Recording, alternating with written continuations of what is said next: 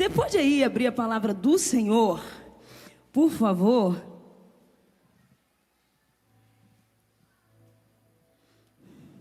Em Mateus 5. Mateus 5. Texto bem conhecido no nosso coração. Nós estamos nessa conferência debaixo desse tema glorioso. Repita após mim: geração em oração.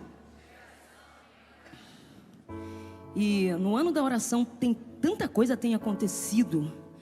Eu não sei se você está percebendo, né? Já foi dito aqui, mas é a realidade. Deus está fazendo uma coisa nova. E eu sei que tem gente aqui que está percebendo, sabe? Ele está pondo rios no ermo, tornando a terra seca em mananciais. Coisas maravilhosas têm acontecido. Eu, por exemplo, não tinha programado muita coisa para mim esse ano. Inclusive, eu comecei o ano. Tem algo que eu faço, eu dou o tema todos os meus meses. Foi uma direção que Deus me deu. Ele disse: sempre coloque uma palavra profética sobre o seu mês. E eu vivi o meu janeiro, que foi o meu mês de sucesso. Eu vivi o meu fevereiro, que foi o meu mês de florescer. Eu vivi o meu março, que foi o meu mês de romper. Eu vivi o meu abril. E eu vou dando temas, e esse mês eu dei o seguinte tema para o meu mês: mês do avanço. E eu trabalho muito em cima dos temas que Deus vai colocando no meu coração. E quando nós nos preparamos para essa conferência, eu falei: Deus, sobre o que falar? E Deus ontem trouxe a mensagem de Maria, né? Gerações em oração. Uma mulher que disse: cumpra-se em mim o teu propósito. E a vida dela foi completamente mexida, mudada. Os planos, os objetivos. Mas eu falei ontem sobre uma construção. Coisas que a gente não sabe, que a gente não viu, que não está registrado aqui na palavra. Mas quando o anjo visita alguém, não é por visitar, é porque já estava acontecendo uma construção. Aonde? No lugar secreto. Por quê? Repita após mim: presença é para presentes. Eu orando hoje cedo por essa conferência, Deus já me disse: Vânia, minha presença não é para quem quer. A minha presença é para pessoas presentes. Porque tem horas que eu procuro pessoas. Tem horas que eu quero disponíveis. Tem horas que o meu coração queima por usar alguém. Mas eu preciso de uma geração presente. E eu, como você, sou uma pessoa que tem o meu celular. E nós usamos, trabalhamos, divulgamos as coisas. E um dia Deus falou comigo através de uma mensagem que eu vi no próprio celular, dizendo assim: ó, isso é um assalto. E quem estava falando é o celular. E ele dizia assim: ó, eu quero todo o seu tempo, me dá. E eu achei aquilo muito interessante, porque é uma verdade.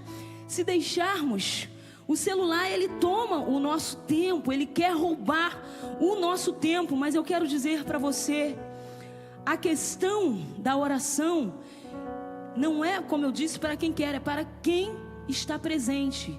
E estar presente é uma decisão. Uma decisão que independe dessas portas aqui. Uma decisão que depende de você se posicionar. E quando a gente diz que oração é um estilo de vida, é porque a gente entende pela palavra, como diz lá em João 15:5: sem mim nada podeis fazer. Quando Jesus ele disse isso, ele quis trazer uma consciência. E é nesse versículo que eu olho para a questão da oração como na verdade, estilo de vida. Eu não consigo lavar a minha louça sem estar orando. Sabe, eu não sou aquele tipo de pessoa que eu entro dentro de um quarto, como eu acho lindo que muitas pessoas conseguem, que oram 4 horas, né? A gente escuta testemunhos de pessoas que têm essa capacitação sobrenatural de entrar dentro do seu quarto, esquecer tudo e ficar 6 horas orando, 4 horas orando. Eu quero te dizer que nós podemos até não ser esse tipo de pessoa, mas nós devemos ser as pessoas conscientes de que sem Ele nada podemos fazer, porque a gente pode não parar muitas das vezes dentro de um quarto, mas a gente tem que continuar diante de uma presença, a gente tem que continuar clamando, sabe? eu não vou mentir para vocês, eu oro quando eu saio com meu esposo, eu falo assim: Deus, prepara um bom lugar de estacionamento pra gente, porque shopping hoje tá uma graça quando você quer sair, né? E eu oro por lugares de estacionamento. Eu oro quando eu vou fazer uma compra, eu falo assim: Senhor, eu não... Geralmente as mulheres, quando elas vão fazer uma compra, principalmente nós as mulheres de Deus, a gente não viu ainda a etiqueta, mas a gente vai naquela peça que quando a gente pega, a gente é a mais cara. A outra já falou ali, é a mais cara. Por quê? Porque a mulher de Deus, ela tem esse requinte, esse bom gosto. Mas eu já saio de casa orando: Senhor, prepara um milagre para mim. Sabe, Deus, eu quero comprar, mas eu não quero comprar com o dinheiro que eu tenho. Eu quero comprar com a presença que eu tenho. Eu quero escolher com a presença que eu tenho, com a presença que eu carrego. E isso tudo, é um estilo de vida. Nós precisamos ir acrescentando oração em tudo aquilo que nós formos fazer, porque sem Ele nada podemos fazer. E quando eu olho para Jesus, você já abriu aí? Mateus 6,5, vamos ler, por favor. E quando orares, não sejas como os hipócritas, pois se comprazem em orar em pé nas sinagogas e nas esquinas das ruas, para serem vistos pelos homens. Em verdade vos digo que já receberam seu galardão. Mas tu, diga, mas eu... Isso, traz para o seu pessoal, eu trago para o meu pessoal. Quando orares, entra no teu aposento, fechando a tua porta, ora a teu pai que está em oculto. E teu pai que vem em secreto, secretamente te recompensará. E orando, não useis de vãs repetições, como os gentios, que pensam que por muito falarem serão ouvidos. Não vos assemelheis, pois, a eles, porque vosso Pai sabe o que vos é necessário, antes de vós lhe pedirdes. Portanto, vós orareis assim. Diga, eu orarei assim.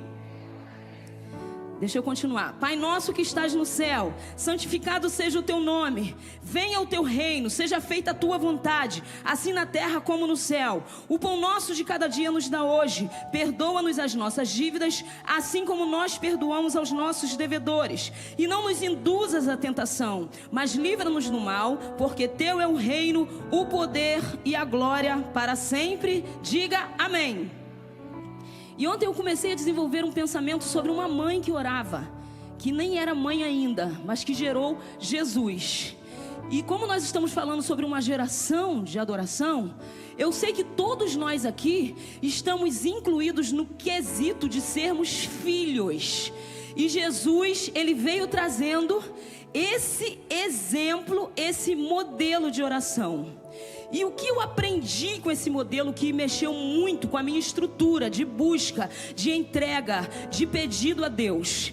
Quando Jesus começa, Pai, gente, só nesse Pai, isso aqui já carrega um mistério tão grande. Porque hoje eu tenho uma filha de 7 anos dentro de casa. E enquanto eu preparava esse esboço, eu lembrava. Você sabe o que a minha filha já pediu ao meu pai? Ela fez aniversário dia 29 de março. Ela pediu um iPhone. Outro dia, ela chegou para o pai e falou assim: pai, o senhor me dá um cartão de crédito? Eu falei: Jesus, aonde nós vamos parar com essa menina? E por que eu estou trazendo esse exemplo simples? Para dizer para você que você tem que olhar para o seu pai como ele realmente é. Para mim, naquele momento, nada a ver a oração dela. Só que quando você age em fé, Deus registra.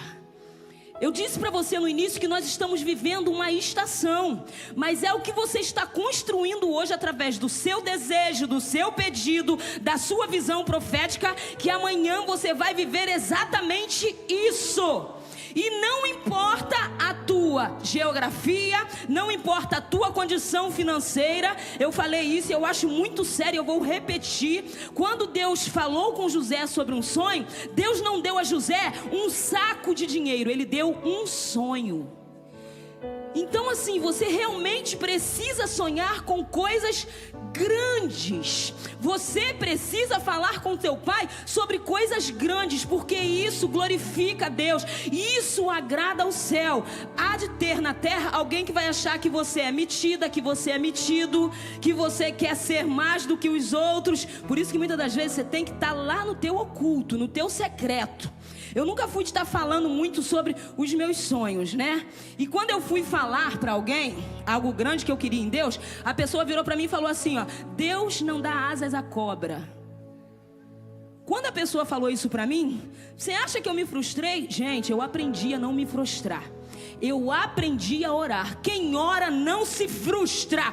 Quem ora não fica com palavras contrárias. Quem ora, ora e recebe a palavra divina. Aí eu fui pro meu quarto. Deus, tu ouviu?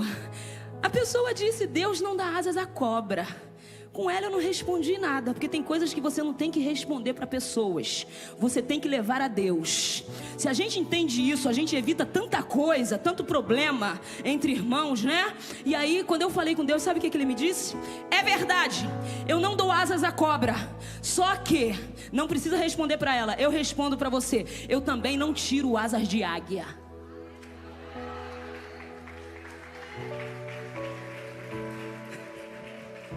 Oração. Oração.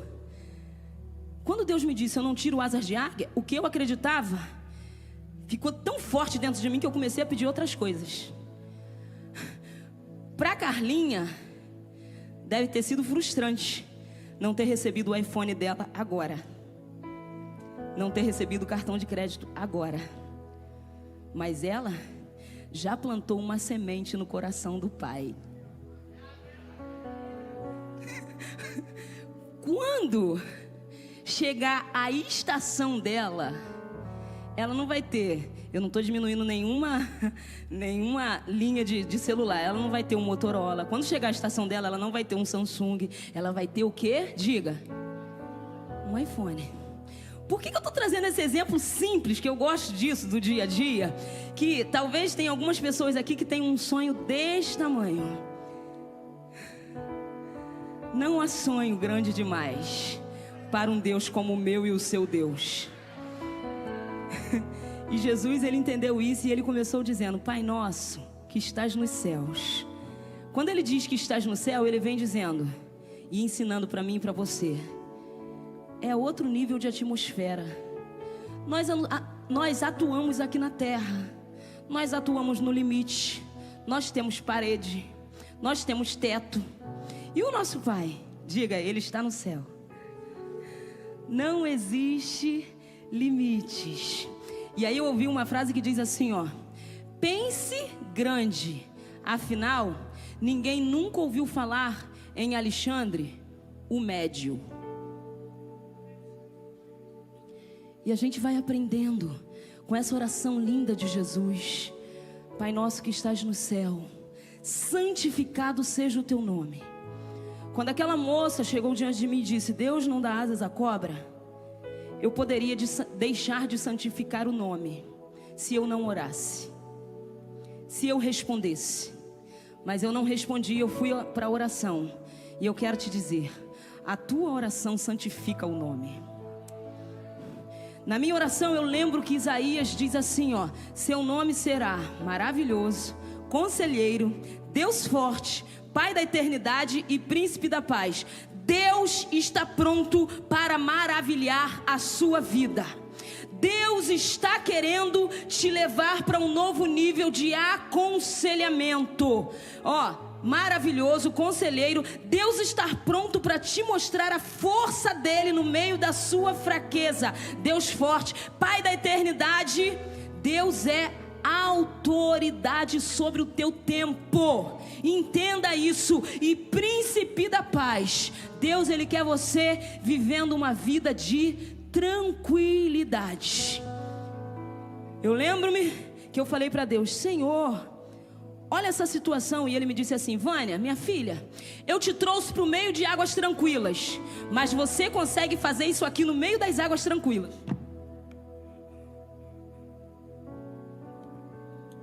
As águas são tranquilas. Por que você e eu queremos nos debater no meio de águas tranquilas? Eu estou aqui profeticamente nessa conferência para te dizer, Deus está refrigerando a sua alma por amor ao nome dEle. Gente, uma alma debaixo de refrigério é uma alma que consegue pensar melhor, que consegue agir melhor, que consegue responder melhor. Lembra? Eu vou te falar aqui rapidinho novamente sobre 2 tipos de alma. Ana demonstrou uma alma quando ela estava Eucânia, e o filho? E Penina me chateando. Era um tipo de alma. Aí Deus me disse nessa palavra de Ana: siga o teu caminho, mas refaça as tuas rotas. Tem horas que tudo que a gente precisa é dar um ajuste na nossa rota. E eu vou te falar, não é o céu que vai fazer isso. Quem vai fazer isso é eu e é você. Nós precisamos dar uma ajustada na nossa rota. Quando Ana ajustou a rota dela, aí você já vai lá pra frente. Sabe o que acontece? Lá atrás, uma alma angustiosa, cobrando, chorando, se entristecendo, fazendo greve de fome. Aqui na frente, outro tipo de alma, uma alma em descanso que diz: minha alma engrandece ao Senhor. Meu espírito se alegra em Deus, o meu Salvador, pois com poder tem feito grandes coisas e com misericórdia tem demonstrado amor. A alma em descanso, ela consegue fluir muito mais em adoração, amém? E Jesus, ele veio dizendo: Pai nosso que estás no céu, santificado seja o teu nome, venha a nós o teu reino, venha a nós o teu governo. Deus, na verdade, ele tem esse desejo, sabe? De liberar o governo dele sobre as nossas vidas. E aí, Jesus continua dizendo: seja feita a tua vontade. Nesse pedaço, seja feita a tua vontade, eu me lembro de um capítulo da vida de Jesus que mexeu profundamente comigo. Qual foi o capítulo? Ele estava na cruz e muita gente gritando: crucifica-o, crucifica-o, crucifica-o. Era o coral do momento. E ele ali de braços abertos, ele olhou para aquela multidão e disse assim: Pai, perdoa-lhes, porque eles não sabem o que fazem. E aí, quando eu li esse versículo, Deus me disse assim: Vânia, independente do que as pessoas estão falando ao teu respeito, seja isso positivo ou negativo, não se importa muito com o que elas façam. Porque tem muita gente que faz algumas coisas com você porque ela não sabe. Ela não sabe do nível de promessa que você carrega. Ela não sabe da sua perseverança. Ela não sabe da sua construção. Então ela te trata de uma maneira meio, sabe? Mas aí o que acontece? Jesus, ele disse assim, perdoa-lhes porque eles não sabem o que fazem. Aí o céu comunicou ao meu espírito: minha filha, você precisa saber o que você faz com quem está ao seu redor. Eu espero muito que você tenha consciência, porque consciência é essência, e essência é liberação de ação. Por isso Jesus, ele tinha esse poder de perdoar a quem dizia crucifica-o, sabe? Porque ele sabia exatamente o que ele fazia. Então eu comecei a trabalhar o meu coração para eu começar a ter ciência e sabedoria do que eu vou fazer com o que me fazem. Porque um dia eu falei para Deus: Senhor, tu viu essa injustiça? E Deus disse assim: minha filha, eu estou vendo o teu coração no meio da injustiça, porque eu sou justo contigo. Você precisa continuar confiando, precisa continuar adorando. Por que você está focando muito nisso? Porque todas as vezes que você foca em algo, isso cresce. E problema é a mesma coisa. Então você tem que focar no Deus que te chamou, porque Ele vai crescer e vai crescer e vai crescer, e você vai conseguir louvar e adorar. E eu não estou falando aqui de uma vida de mulher maravilha, de super-homem, nada disso não. Eu estou falando de processos que a oração foi trazendo alinhamento. E eu sei que ainda virão muitos outros processos, mas diga assim, eu estou pronta, eu estou pronto. Nós precisamos estar prontos. E ele disse: seja feita a tua vontade. Aí eu lembro de um episódio que Jesus, ele fazia muito isso, né? Ele ia para lugares ocultos, ele procurava um espaço sozinho para ele orar. E no começo desses momentos dele, ele chegou para os discípulos num momento muito difícil, e ele disse assim: poxa, vocês não conseguiram velar comigo pelo menos 1 hora. E ele sentiu essa necessidade de companhia intercessória. Não é verdade? Ele expôs isso, ele explicou isso.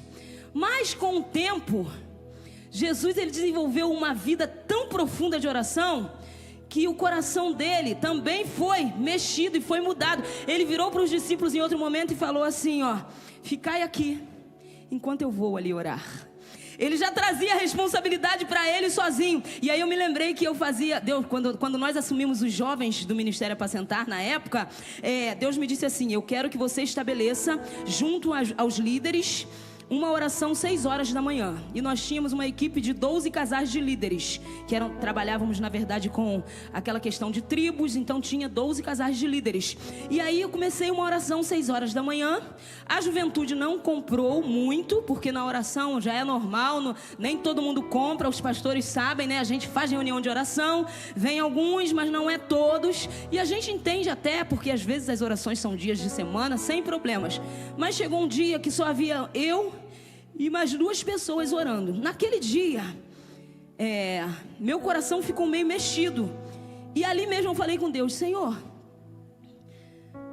existe uma equipe de 12 líderes, mais os jovens. Hoje nós estamos aqui com 3 pessoas orando. O Senhor quer que eu continue ou eu paro? E aí o céu comunicou ao meu coração naquela manhã: minha filha, aprenda, eu te disse que a oração de um justo pode em efeitos. Você pode até estar querendo muita gente, mas hoje eu até permiti para me te ensinar isso. Continua fazendo a sua parte, continua orando. E a partir desse tempo eu fiquei muito feliz, porque nós assumimos uma juventude com 250, 300 jovens. E quando nós deixamos a juventude, nós já víamos, depois de 2 anos de trabalho, 1000 jovens adorando ao Senhor todos os sábados naquela casa. Eu queria que você aplaudisse ao Deus que faz. Permaneça no teu lugar, permaneça orando, permaneça acreditando, permaneça profetizando. E Jesus, em tantos momentos dele, ele disse assim, ó: Pai, se possível for, passa de mim este cálice. E ele continuou a oração: todavia, não seja feita a minha vontade, mas a tua vontade. Quando eu li essa parte na palavra, o céu me disse assim: Vânia, Jesus orou: se possível for, passa de mim este cálice. Mas eu preciso te ensinar algo. E isso você vai trazer para você e vai levar para a minha igreja, porque Jesus viveu isso. O cálice não passou de Jesus. Ele até orou sobre isso, mas ele teve que beber o cálice. Diga: Jesus teve que beber o cálice. O cálice era amargo, tá? E aí Deus me disse: ó, tem cálices que não vão passar de você. Você vai ter que beber, você vai ter que sentir, você vai ter que reagir, você vai ter que passar por aquilo. Só que, apesar de ter cálices que não vão passar de você, você vai passar de todos os cálices. Porque não vai ficar, é como eu disse, é uma estação. Você está numa estação. Eu, na verdade, não sei qual é o seu momento, como está sendo. Se você está gostando, se você está reprovando, se você, como eu já vivi tantas estações na minha vida e ainda tenho muitas para viver. Teve uma estação que eu falei assim, ó: Deus, eu me sinto fiel, eu sou nascida e criada no Evangelho, eu sou filha de pastor, eu nunca me desviei. Tantas coisas surgiram no meu caminho para me arrancar da tua presença. Tantas coisas eu vivi dentro de um ministério, algumas muito maravilhosas, outras muito desafiadoras. Meu Pai, por que que o Senhor não está me respondendo dentro do que eu peço ao Senhor? E quando eu fui para a palavra, Deus me trouxe o que aconteceu com Jó. Deus disse assim para Jó em certo versículo: porventura você vai querer se justificar para me condenar? Porque tem horas que, como seres humanos, nós fazemos isso, até inconscientes. Nós nos justificamos, achamos que Deus atrasou um pouquinho, que Deus esqueceu de nós. Tá me entendendo? Eu vivi isso de muito perto. E quando Deus me disse: porventura você vai querer se justificar para me condenar?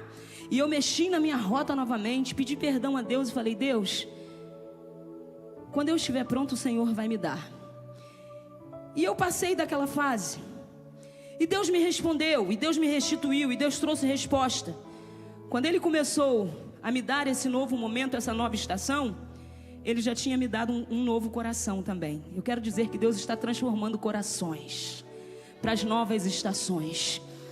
Porque quando Ele começou a me responder muito, Eu me achava tão indigna, tão imperfeita, tão infiel, tão aquém do que Ele tinha, do que Ele era para mim, que eu disse para Deus: Deus, por que o Senhor está me abençoando tanto, se eu deixo tanto a desejar? E essa tem que ser a consciência. Nós precisamos trabalhar com o que nós temos, entender que nós estamos vivendo estações perfeitas. Deus, Ele não te esqueceu. Deus, Ele se importa exatamente com tudo que você sente. Só que existem coisas que você, que eu, temos certeza que está na hora de Deus fazer. E eu quero te dizer, não está. Porque quando estiver na hora de Deus fazer, Ele vai fazer. Lembra da Carlinha, minha filha? Ela quer um iPhone, ela quer um cartão. Por ela tem isso tudo nas mãos hoje, de posse dela hoje. Mas ela vai saber lidar com o iPhone? Ela vai saber lidar com o cartão de crédito? Mas na cabecinha dela, ela sabe, por isso que ela quer. Então a questão de Deus não é gerar uma geração de filhos mimados, que tudo que querem recebe, que tudo que pedem recebe. Deus, Ele é pai, e pai de verdade é responsável. Ele não faz uma criança para largar no mundo de qualquer jeito, sem cuidado, sem esforço, sem ensino, de jeito nenhum. Eu, graças a Deus, casei com um homem trabalhador, desde que eu casei. Eu digo isso porque tem gente que escolhe, né? Rapazes que não gostam, que não trabalham. E até pensam assim, ah, não, vai mudar. Eu quero te falar que tem coisas que não vai mudar não, porque é um padrão de comportamento. Então, é você como moça que você tem que saber escolher. Mas deixa eu voltar aqui para a palavra e para Jesus, nessa manhã em oração, para mim não fugir. É porque eu cuido de solteiras, gente. Eu faço um trabalho com solteiras com o nome Formando Ex-Solteiras, tá? E isso há mais de 20 anos. E eu já vi muitas revoluções na vida de solteiras. Então vira e mexe eu volto para elas, mas aí eu me lembro, eu estou numa igreja, domingo de manhã, o pastor está sentado aqui na frente. Pode ser que você nunca mais volte. Aí eu volto para cá correndo. Então deixa eu dizer para vocês o que acontece. Jesus, Ele tinha essa postura e Ele sabia exatamente o que o céu desejava dele. E eu estou aqui para conversar conosco nessa manhã, que tem um versículo na palavra que eu amo demais também, que está em Filipenses 4:6. Não andeis ansiosos por coisa alguma. Gente, eu vou falar para vocês. A ansiedade, ela é um sentimento muito mais fácil de exercitar. Sabe por quê? Ela não nos leva a fazer nada. Você pode perceber uma pessoa ansiosa. Geralmente ela está parada, uma pessoa ansiosa. Estou falando um pouquinho da pessoa ansiosa. Ela está muito pensativa. Ela está focada no que ela quer, no que ela precisa. Mas Deus, Ele já nos ensina. Eu não quero você andando assim. E como você vence a ansiedade? Trabalhando, se mexendo. E principalmente começando orando para você ter direção no que você vai fazer. Porque você pode até não saber o que fazer, mas Deus sabe exatamente o que você pode fazer nesse teu momento. E Ele só quer escutar: Deus, eu dependo de Ti. Teve uma fase na minha vida que eu me senti no fundo do poço. É mesmo, pastora Vânia? Sim. E quando eu me senti naquele lugar de aperto, de escuridão, de falta de poder me mexer, eu comecei a chorar. E eu falei para Deus: Deus, eu estou no meu fundo do poço. E Ele me disse: ok, te entendo, percebo o que você sente, mas eu tenho uma saída para você. E a questão toda no fundo do poço também é o seu foco. Porque no fundo do poço você está olhando para frente, não tem espaço. Você pode dar uma volta, não tem saída. Você pode olhar para baixo, acabou, não tem mais espaço. No fundo do poço, qual é o único lugar que a gente pode olhar que tem saída? Olharei para o alto, de onde vem socorro, e é firme na rocha que eu terei vitória. Olharei para onde? Para onde? Para onde nós temos olhado? E aí quando eu olhei para cima, sentir a realidade daquele versículo, eu te tomo pela tua mão direita, sabe? É como se Deus fizesse assim, ó. E aí uma nova estação se estabeleceu. Lembra de José? Lá naquela cisterna vazia, sem água. A Bíblia não vem falando, mas eu acredito, né? José era um homem conectado. José devia estar orando ali, sentindo as migalhas caindo do que os irmãos estavam comendo lá em cima. Mas tem um versículo que diz, ó: tirou-me de um lugar apertado para um lugar espaçoso. E José para mim é o maior exemplo disso. Por quê? Porque ele esteve numa cisterna vazia, sem água. Mas lá na outra estação, sabe o que Deus disse para José? Percorre por toda essa terra. E eu acho isso lindo, porque eu creio que Deus está tirando limites de pessoas aqui. Eu creio que Deus está mexendo em estações, que Deus está movimentando algo favorável a você. E eu olho para José também e eu penso, gente, ele guardou em celeiros, né? Tem horas que você tem esse sentimento, que eu tenho esse sentimento, Senhor, eu queria tanto distribuir. Eu queria tanto dar, eu queria tanto, sabe, compartilhar o que o Senhor me dá, o que o Senhor tem. Tem horas que a oportunidade não chega. Tem hora que os irmãos estão tudo lá, parece que está dando tudo certo para eles e tudo errado para mim. Porque os irmãos às vezes tentam tirar você de cena. Mas eu quero te dizer que tem horas que você some da cena da terra e Deus está te colocando numa cena divina. Ninguém está vendo, ninguém está entendendo, mas Deus está vendo, Deus está entendendo. Deus já preparou tudo para todas as suas estações. Diga assim, ó: está dando tudo certo. Tá, queridas. E Satanás, ele tenta fazer a gente pensar no contrário. Mas nós estamos debaixo de cuidado. Nós somos filhos amados, amém? Gente, é sobre isso que nós estamos nessa conferência trazendo para a sua vida. Se coloca de pé, por favor. Aleluia. Glória a Deus. Feche os seus olhos. Glória a Deus. Glória a Deus. Glória a Deus. Nós vamos fazer uma oração agora. Eu gostaria muito que você colocasse a sua mão no seu coração e que, por favor, repetisse após mim. Deus, obrigado por essa palavra. Obrigado por essa manhã. Eu reconheço que eu estou na estação que o Senhor preparou para mim. Eu quero te entregar o meu coração, os meus pensamentos, tudo que existe em mim. Eu quero reconhecer Jesus Cristo como meu Senhor e como meu Salvador. Eu confesso diante dos homens e te peço, receba minha vida para a tua glória e louvor, em nome de Jesus, amém. A igreja continue com seus olhos fechados em intercessão. Eu quero perguntar se você entrou por essas portas nesta manhã e talvez você recebeu um convite de um amigo, de uma amiga para vir a essa conferência. E aí você veio, mas eu quero te dizer que essa palavra foi liberada também